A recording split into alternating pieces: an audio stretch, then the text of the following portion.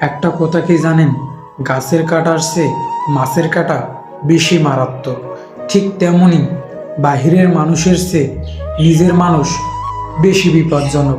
হ্যাঁ, এটাই স্বাভাবিক। কাক দ্বিতীয়বার জোড়া বাঁধে না, কেন জানেন?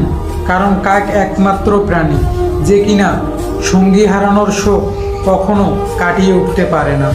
এবং সেই সাথে কাক এটাও জানে, দ্বিতীয়বার যে আসে সে কখনো ভালোবাসতে আসে না, বিপদে পড়ে আসে। তখন সব কিছু থাকলেও আর সেখানে ভালোবাসা থাকে না। ভাবিয়া করিও কাজ, করিয়া ভাবিও না। মনে রেখো, বানান ভুল হলে যেমন শব্দের মানেটাই পাল্টে যায়, ঠিক তেমনি জীবনে কিছু ভুলের জন্য সম্পূর্ণ জীবনটাই এলোমেলো হয়ে যায়। কেউ গালি দিয়েছে, চুপ থাকো। কেউ কষ্ট দিয়েছে, ধৈর্য ধারণ করো। কেউ ধোঁকা দিয়েছে, চুপ করে সহ্য করো। আল্লাহর কসম, তুমি এমন শক্তিতে পরিণত হবে যে পাহাড়ও তোমার রাস্তা আটকাতে পারবে না।